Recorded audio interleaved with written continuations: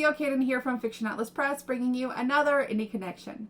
Today I'd like to tell you about some audiobooks that you might enjoy if you're a fan of Princess of Souls by Alexandra Christo. The first book I have for you is called Of Earth and Flame by Eliana R. Galea.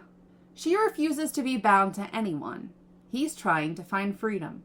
Eliana is the king's pet. She has lived her entire life in a tower, waiting for the day she'll be forced to marry his son. When that day arrives, she has a plan.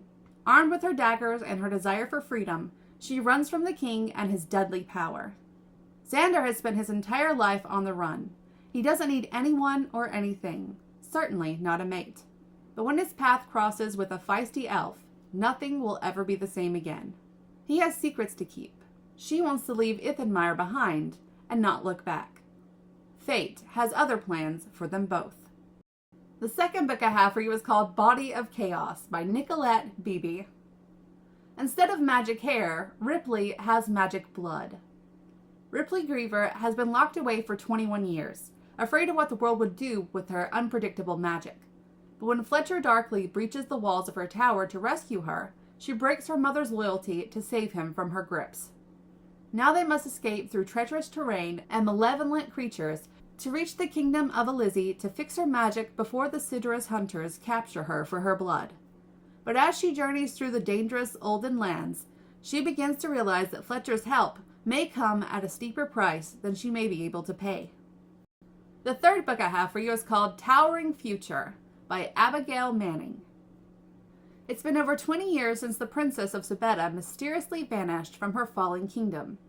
Many assumed the princess was slain alongside her parents, but the king of Ashbourne seems to harbor more information than he's let on. Living entirely oblivious to the scarring caused by her home kingdom of Ashbourne, the sorceress Elle dreams of exploring the world beyond the walls of her tower. With a magic gift as dangerous as her own, she understands the king's reasoning for keeping her tucked away. After all, seeing the future can prove to be rather powerful when a war between kingdoms is brewing.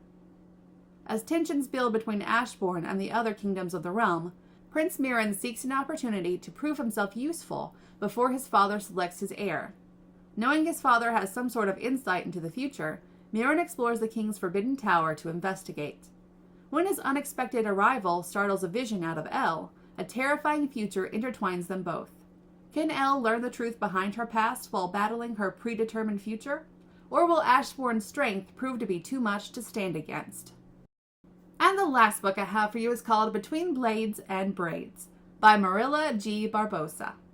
She's a noble who never leaves her house. He is a pirate who's been all around. Can they save each other's lives without falling in love?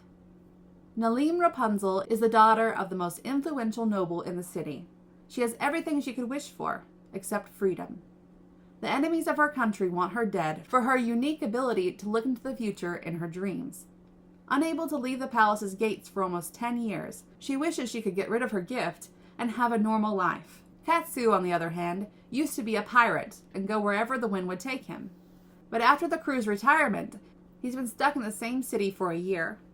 To alleviate his stress, his brother suggests he travel a little. So why not visit a nearby country for a festival?